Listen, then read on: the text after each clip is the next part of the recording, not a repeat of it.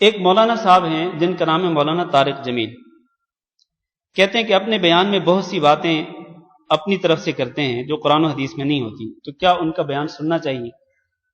میرے بھائیوں، یہ مولانا طارق جمیل صاحب جو ہیں یہ ان کے بیانات اچھے بیانات ہوتے ہیں، ان کی تقریریں اچھی تقریریں ہوتی ہیں، لیکن ان کے بیانات کے اندر اور ان کی تقریروں کے اندر بہت ساری ایسی باتیں جو جس سوال میں لکھا گیا، بہت ساری ایسی باتیں ہوتی ہیں جو قرآن و حدیث کے خلاف ہوتی ہیں، قرآن و حدیث کے خلاف۔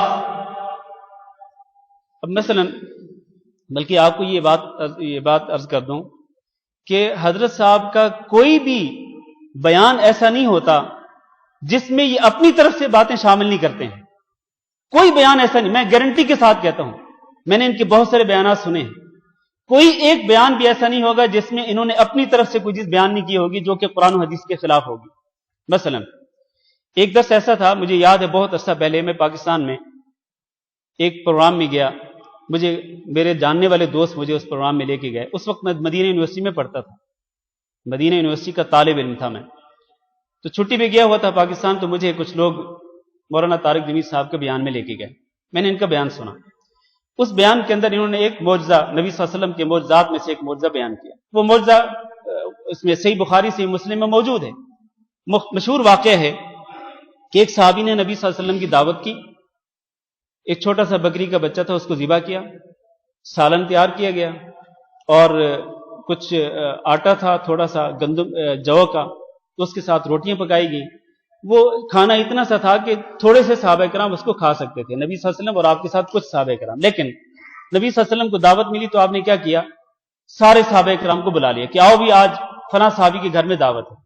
گھر والے پریشان ہو گئے، نبی صلی اللہ علیہ وسلم نے فرمایا کہ نہیں، پریشان ہونے کی ضرورت نہیں ہے۔ آپ صلی اللہ علیہ وسلم نے اس سالن میں برکت کی دعا کی، اور وہ جو آٹا تھا، روٹیاں جو پکائی جا رہی تھی، اس میں برکت کی دعا کی، تو اللہ تعالیٰ کی طرف سے معجزہ یہ رونما ہوا کہ جو کھانا چند لوگوں کے لیے تھا وہ سینکڑوں صحابہ کرام کے لیے کافی ہو گیا۔ یہ معجزہ صحیح بخاری صحیح مسلم میں موجود ہے۔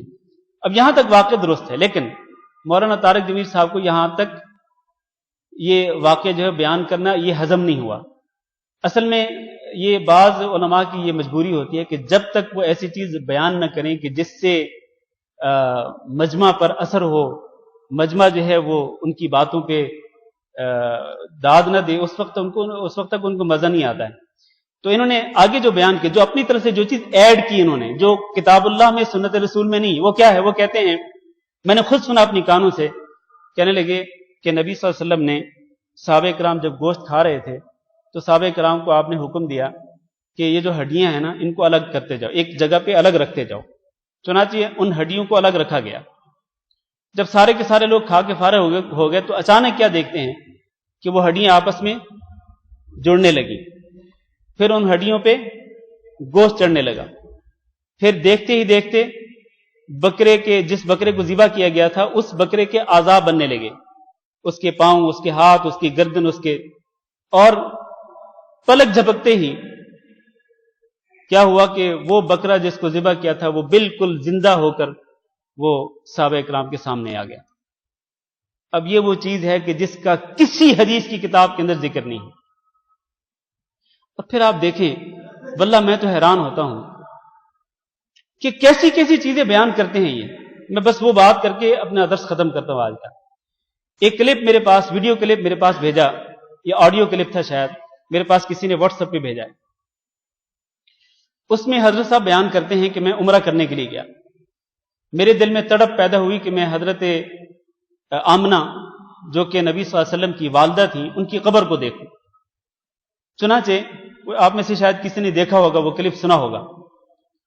چنانچہ میں اس کو تلاش کرتے کرتے کرتے کرتے آخرکار پہنچ گیا ایک جگہ پہ، تو وہاں سے مجھے پتا چلا کہ قبر تک پہنچنے کا جو راستہ ہے وہ بڑا ہی دشوار گزار راستہ ہے، پہاڑی راستہ ہے، اور وہاں تک کوئی جاتا بھی نہیں ہے۔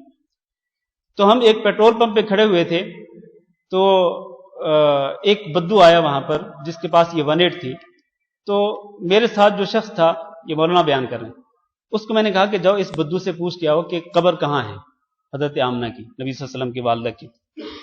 تو اس نے جا کے اس بدو سے پوچھا تو اس بدو نے کہا کہ کیوں، کیا مسئلہ ہے؟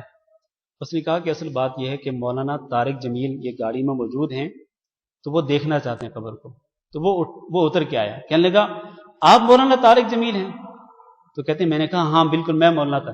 تو اس نے مجھے گلے لگا لیا۔ تو اب دیکھیں یہ کس طرح کہانی بن رہی، سٹوری کس طرح سے تشکیل پا رہی ہے۔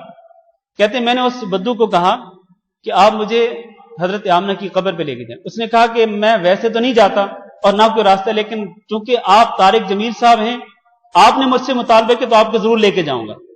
تو وہ جناب لے کے جانے لگا، پہاڑی راستے تھے، ادھر ادھر بڑے مشکل راستے تھے، آخر کار ہم قبر پہ پہنچ گئے۔ اوکے، قبر پہ جانا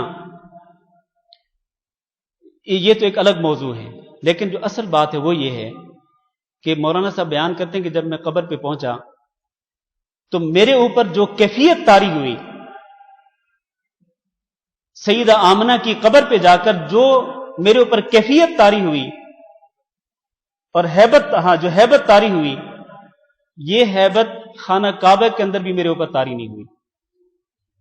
واللہ یہ ان کے الفاظ ہیں، خانہ کعبہ میں بھی میرے اوپر وہ ہیبت طاری نہیں ہوئی جو ہیبت سیدہ آمنہ کی قبر پہ میرے اوپر طاری ہوئی۔ اب آپ یہ کہہ کر لوگوں کو کس بات کی طرف دعوت دے رہے ہیں؟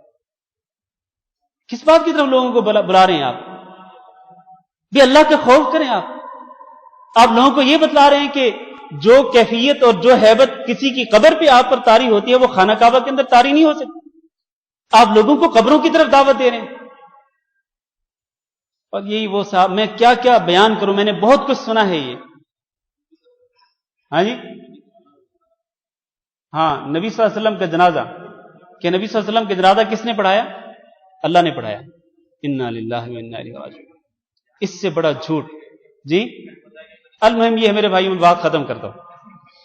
یہ کہانیاں تو بہت ساری ہیں، بہت ساری کہانیاں ہیں، لیکن بھائی نے جو سوال کیا ہے کیا ان کا بیان سننا چاہیے؟ دیکھیں، عام لوگ جن کے پاس علم نہیں ہوتا، جب وہ اس طرح کی کیسٹیں، اس طرح کی ویڈیوز یا اس طرح کی آڈیوز جب سنیں گے، سی ڈی سنیں گے، تو وہ تو یہی سمجھیں گے نا کہ مولانا طارق جمیل صاحب نے بیان کیا تو یقیناً صحیح کہا ہے۔ تو اس سے کیا ہوگا؟ اس سے یہ گمراہی پھیلتی چلی جائے گی۔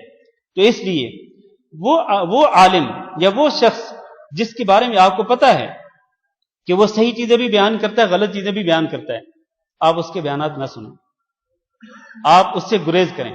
ہاں، اگر اللہ تعالیٰ نے آپ کو علم دیا ہے کہ آپ اس علم کی روشنی میں فرق کر سکتے ہیں کہ ہاں یہ بات درست ہے، یہ بات غلط ہے، تو ٹھیک ہے، کوئی حرج نہیں، سن سکتے ہیں آپ۔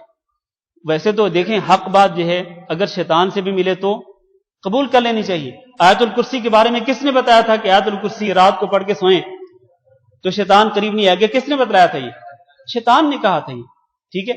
تو حق بات اگر مولانا طارق جمیل اگر قرآن و حدیث کی روشنی میں حق بات بیان کرے، واللہ میری سر آنکھوں پر ہے، واللہ میں اس کو قبول کرنے کے لیے تیار ہوں، سر آنکھوں پر ہے میرے۔ لیکن اگر وہ بات قرآن و حدیث کے خلاف ہو تو میرے نزدیک مولانا صاحب کی اس بات کی کوئی اہمیت نہیں ہے۔ میں اگر علم کی روشنی میں فرق کر سکتا ہوں تو میں سن سکتا ہوں، کوئی حرج نہیں، لیکن اگر آپ میں سے کوئی شخص علم کی روشنی میں یہ فرق نہیں کر سکتا تو پھر اس کو نہیں سننا چاہیے۔ استغفر اللہ لی ولکم انہ هو الغفور الرحیم۔ جزاکم اللہ خیر۔